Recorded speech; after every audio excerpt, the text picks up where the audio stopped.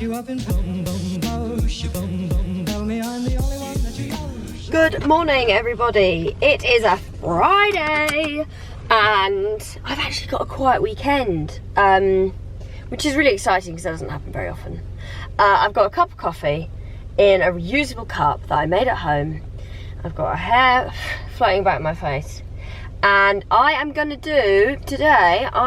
to introduce you to all of my many horses and explain a bit about their stories. A little bit, not a lot, because otherwise that will take me all day, but a little bit about each of them, and yeah, show you a bit about what I'm doing today.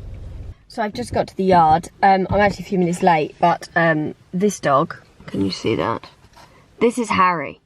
This is my mum's old dog, and he needs to take some tablets this morning. We didn't really want to take them, so I had to spend 5 minutes trying to make him take tablets and failing. So that's great. I've got to go and do a bit of teaching, and then I will crack on with Meet My Horses tour. Good morning, beautiful babies.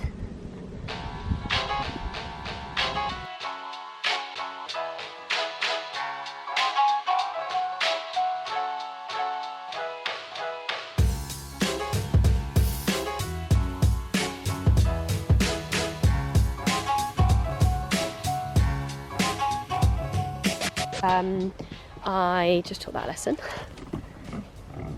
The dogs are going spotty, and I am going to go and long line one of the schooling liveries with the owner. She is here to be backed, so I'm going to go and do that. I'm not going to video because I will be long lining and with a client, so I will see you after that, and I will go and do a bit of introducing you to everybody because I've got a lot of new subscribers. Hello everyone, and yeah, then I'm going to start exercising.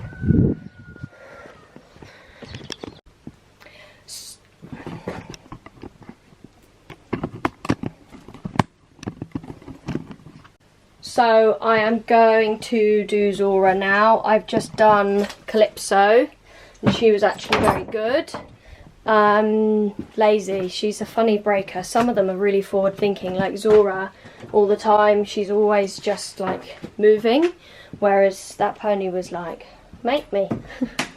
So I had to make it a little bit. We had some encouraging and it was much better. Still just riding it on the hard surface, not quite out in the arena yet, but it's going really well, so I'm really pleased with her. She's about a couple of weeks in front of Calypso.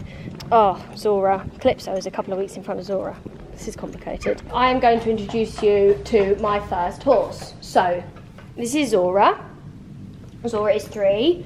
She is by a stallion called Lantino, out of a mare with Pharaoh bloodlines, which is very good dressage bloodlines. I bought her from an auction. There is a video all about it. And I have only owned her for about a month. She is being backed at the moment and it's going really well. There's not much else I want to tell you about Zora. She really likes apples and she just eats chaff and hay, don't you? Nothing very exciting. And she's got poop on her head. I have now got Zora in a bit. This is the bit. It is a bit big actually for her. I need to get her a slightly smaller one. So it's a 5.5 inch full cheek bronze snaffle with a little lozenge in the middle. I'll show you it again when I take it off. Ready to go do some work with your shavings in your hair? So this is the 3rd time I've longlined Zora. I will now put a little bit of video in from the last few times.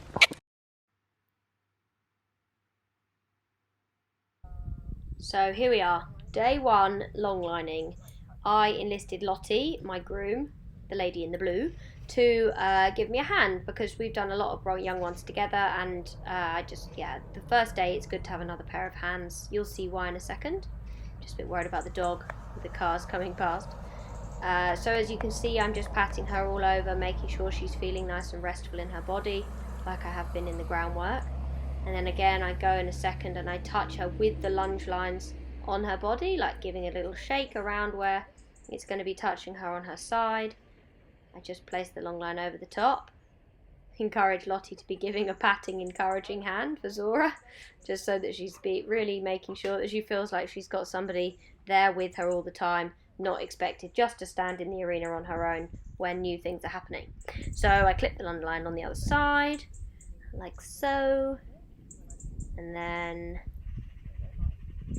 again I was just on the other side, just touching her a little with the long line, making sure she feels comfortable, and then I just go and bring the long line over the back of her. And this can be a moment when they go really fast, but because I had Lottie there and she trusts Lottie, she understood that to just stand and wait for her next command. I let the long lines just be very loose underneath me, and then as I get started, then I can start sorting them out. So Lottie is leading her just from her noseband, but equally if she's not got a lead rope or anything, she's just there holding her head, and then very quickly I get her to let go. I felt that Zora was becoming a little worried about the long lines and I didn't want her getting squished. So then, as you can see in a moment, she does go a little quick because the long lines are touching her and she's not quite sure what that means. And so you just see I just run with her. I don't pull too much, and then I just encourage her to come round me so that again I can just get her thinking a little steadier, not rushing too much. Here we have 5 minutes in. You can see she's really accepted the long lines touching the back of her.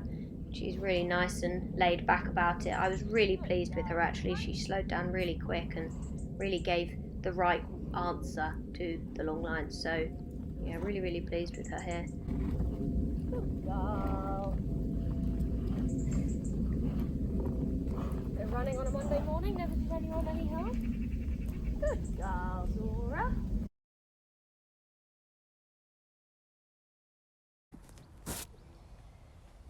This is day two, guys, of long lining this horse.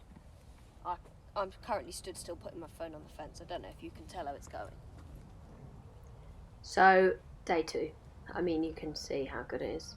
Quiet, walking, restful, neck down, body soft, long steps. I just couldn't wish for it to be going better than it was. I literally walked her around the edge of the arena. I went left.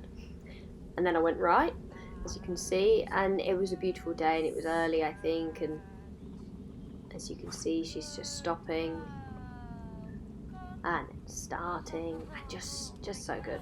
Just really pleased. Ding! There it is. I'm really impressed with her. Every day I say it, I'm more impressed with her than I was the day before. Yes, she gets a bit anxious with the other horses leave and stuff, and she's come into season because the other pony came into season and all various traumatic things like this. But actually, she's like this most of the time. And it's so refreshing. Like, having worked with Kenko, who was always a problem from the word go, it's just so nice to work with a horse that has never had a problem. It's never, well, nobody's tried to ride her and failed, basically. The best way I can put it. So I'm not trying to cover up, fix, whatever it might be. And I'm not saying that the person that had Kenko before me ever did anything wrong at all. I'm really not trying to say that, because I know that she watches these videos and I would hate for her to think that I thought that. But Kenko was a very specialist type of horse, and I definitely made some mistakes early on. And it's really easy, because you do sometimes have to go the standard approach, and then if it doesn't work, then you change the approach, you know? So yeah, I'm just saying it's just so nice to have a fresh start, really fresh, with something with such a trainable brain, because, well, it's very exciting. So angry. I just set the camera up, perfect shot. She stood so nice and still when I put the long lines on. Wasn't recording. Day 3, we had a little slight disagreement in the corner because it's the gate, and she thought, oh, I probably should just go out the gate. So I just ask her left, and then she goes left, and I just relax. And there's no big pushing and shoving. She's just got to learn. Only day 3, literally so early days, and you can see she's like sniffing her way around. And I'm just going to let her, because that's her way of processing. And that's a really good thing. So I then go from going around the edge to doing a little bit of stopping and starting on the circle. So I just put a little pressure onto both reins, use my voice, ask her to whoa. And then here, and then on the circle, we'd obviously done a fair amount of walking by this point. I haven't shown you the whole thing because you just fall asleep because it'd be really dull. But here we are, having a little trot, and the steering is bad. I say right, she goes all over the place, but yeah, just still so pleased. And you can see she's just working out what the bit means in her mouth, and it's obviously a necessity to ride her in the bit, because for those of you that messaged saying I should ride her bitless, this horse will be a competition horse. You can't ride horses bitless. I also find that a bit is only bad in the wrong hands, so don't come at me, please. And then here, just stopping her, and then I drop the outside, reel the inside up, go to her, pat and scratch, tell her I love her, poke it through the stirrup, and then this is really important, this next bit, and I explained this on Long Lining 101. I like to unclip the long line, spread it back through the stirrup, and then chuck it on the floor, and you'll see why in a moment. I walk to the handle, start, walk her away, so she's totally not involved in the long line. Pick it up, hold the other one between my legs, obviously I grab it if I need to. But I think I'm riding scratch.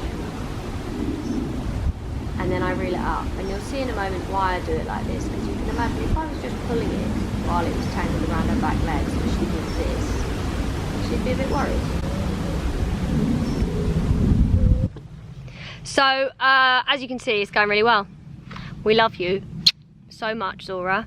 So that is day 3 long lining. Literally, I long lined once and it was a bit fast. I long lined again and it was very steady, and we just did a lot of walking. I'll have put the video in, so you'll have seen that, so I don't know why I'm telling you. And that is day 3, and I'm just really pleased with her. She'll now have the weekend off, and we'll go again on Monday. You can go out in the field with your little friend.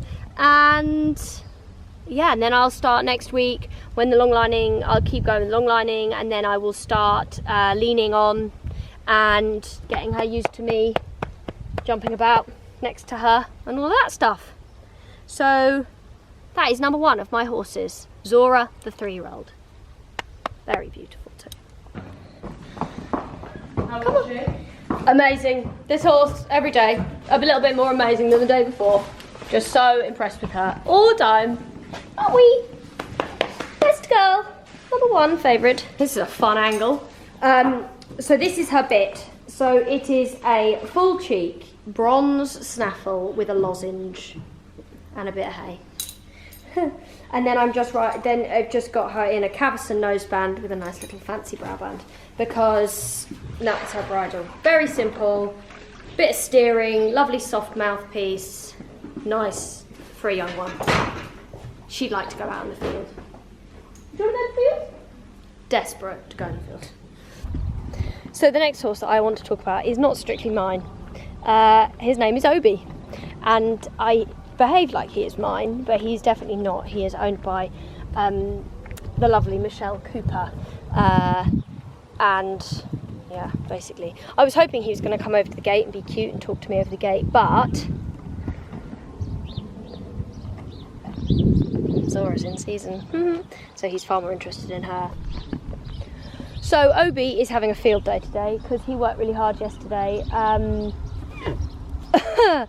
I will put in some video of yesterday. I had a lesson and he was amazing. Don't get stuck in your own wrist. Yeah, little play.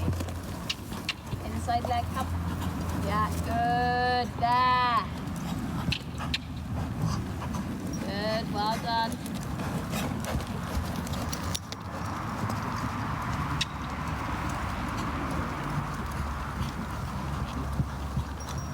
And even when you open, don't get too much onto your foot. Keep it underneath you to allow him to come up in front. Much better. And then, yeah, exactly the same feeling that you were playing with in the trot, you play in the canter as well. Literally felt unbelievable, the best he's felt. And it's so nice because obviously he's been off. So it's so great to have him back feeling super, super, super duper. We have a show on Monday. Quite excited. We're just going to go out and do one test at Berry Farm, which is just down the road for me. So I thought I'd just do a little chat about Obi. So Obi is 12 years old. Lots and lots of people ask me what breed he is. Nobody knows. Not joking.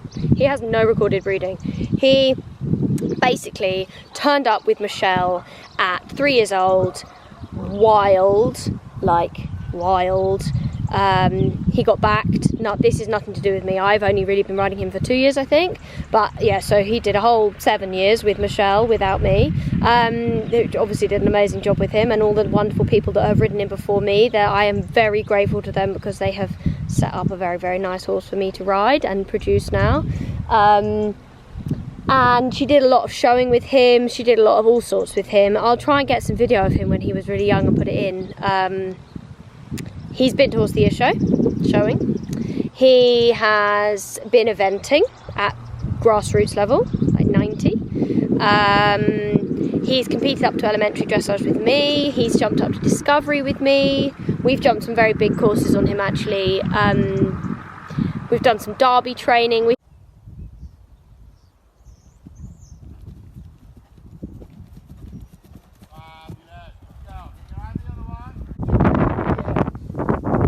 Go.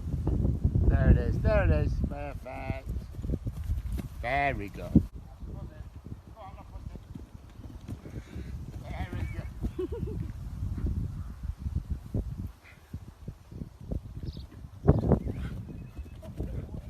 Okay, good girl.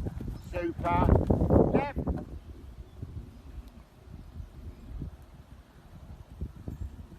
Now stay quiet. Now whoa.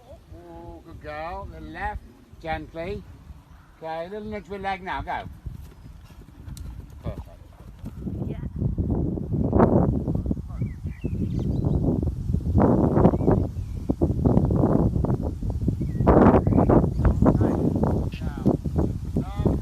We've done so much, and he's such a wonderful, wonderful horse to work with, and I'm so grateful. It's been obviously very difficult the last year, him having been off. But now he's feeling really good and really good. I'm not going to video that because that's gross. But yeah, so that's Obi. And I will be sure to put some clips in here so that you guys, yeah, can see a little bit of history about Mr. Obi. So that's horse number 2. The second 2 horses that I'm going to introduce you to, I've got to go and find in this field. Great. Here they come.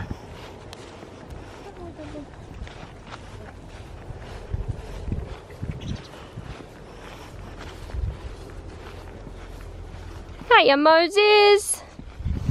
Hi, babes. Look at them. Hiya.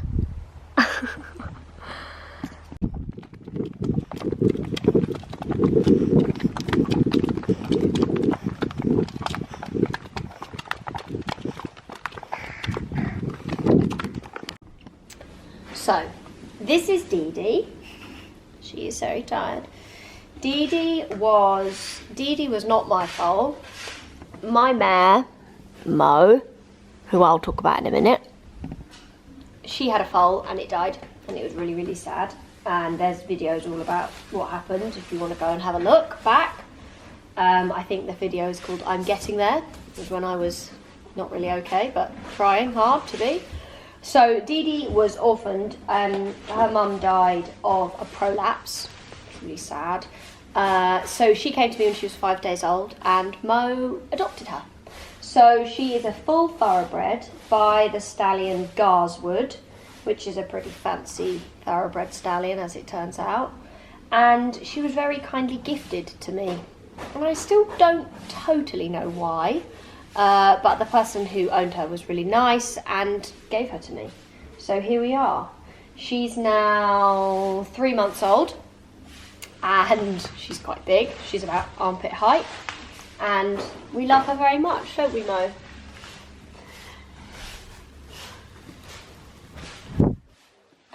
It was Mo's first foal that she lost. The reason that she had a foal in the first place was because she wasn't sound as she could be.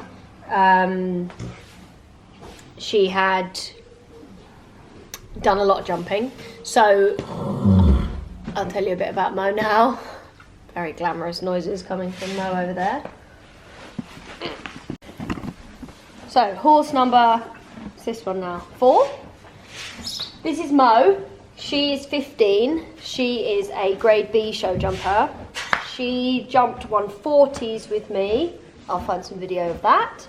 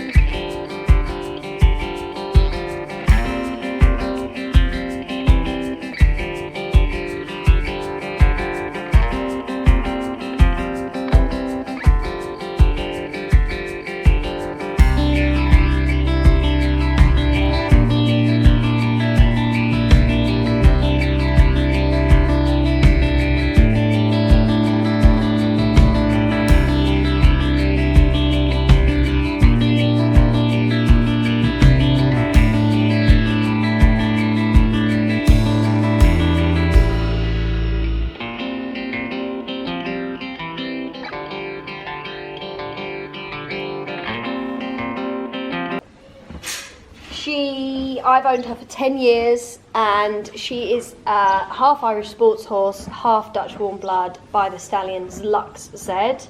She was always super careful, super competitive. She wanted to win as much as I did.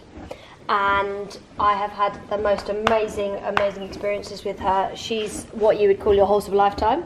I don't know if I'll have another, but she really taught me everything. And she taught me how to sit up, because I fell off a lot. She taught me how to sit astride. She's taught me so much. And I've had some amazing opportunities when I've been riding her. I've worked for some amazing people, and she's gone with me everywhere I've been. So I'm very grateful to her. And now she is a lovely mum. And she's a lovely mum to Dee Dee. And I'm hoping that she's going to be a lovely mum to her own foal when she gets the opportunity again. That is Mo. Memo the second is her show name. And she is an absolute hero. Aren't you, Moses? She has many a name. Mowgli, Moses, all the weirdness. When you've had a horse for 10 years, that's just what happens, right?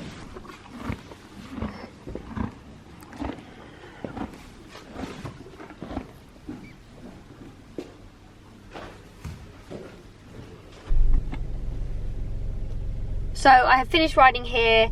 I took one for a hack and I exercised another one, all schooling liveries, all holiday liveries, that kind of thing. And now I'm going to go down the road to a friend of mine's and ride some young ones for her that I've been helping her with. And yeah, just forgotten something. Out of the car I go. This always happens.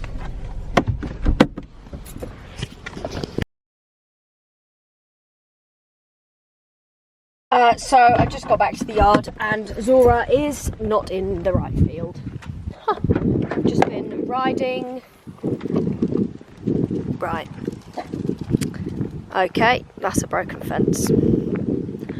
Cool. Zora, what are you doing? This is not on. This is not how it works. You are not free range. This is a no from me. I cannot cope. These horses. Drive around the bend. I don't even know where the others are. So we're just doing free range, mixed gelding mare turnout today. Cool, okay, great. It's because that little Calypso's in season, isn't it? Because she's a little tart. You are naughty. Olby is in the bad books, and so is Calypso. That is not on. So I have 2 more horses to introduce you to. All the drama of the field was fine. Nobody is injured. So I have Nanette to show you and Kenko. You all know Kenko. If you are new to my channel, you might not know Kenko. So here goes with the introductions. I won't bore you with the whole story, but I'll tell you a little bit about them both. So here we have Kenko, who is cooking a baby. You should be able to see the heartbeat. Oh yeah. Wow. Huh. So I bought Kenko 4 years ago and I produced her myself and didn't have much luck. All flies are bad. She is a section D, she is 9 years old, and yeah, she was a very good pony. She did a lot of dressage. We competed up to novice level, what we're talking about. We were riding elementary at home, and she was always very difficult to train. If you'd like to know more about Kenko's whole story, how she came to become a broodmare, then, or potential broodmare, a mother for a year at least, then go and have a look at a couple of videos back. I think it's the story of Kenko, I think it was called. So that's Kenko, and I'll put some clips in of all of what Kenko's done in her time.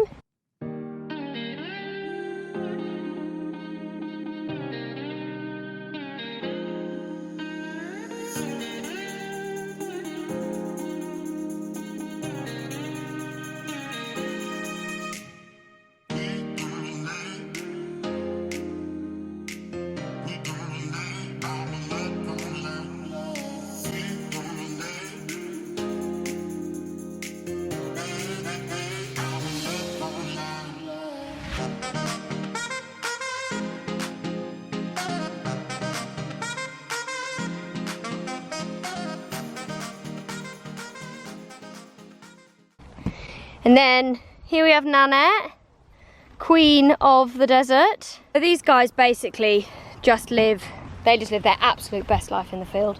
This is Zolo. He is owned by my friend Claire, who I train with. He is a year old and he has come here to grow. There was a fly on the screen and the lens. Ugh. I'm having to get out of this field because it's too full of flies, but I'll keep telling you the story as I walk back to the yard. He is here to grow and eat grass and live his best yearling life, which he is doing a good job of, aren't you, mate? So, yeah, Nanette, she's a funny one. Come on, Lexi! She is 25, I've owned her for 10 years, and I literally have jumped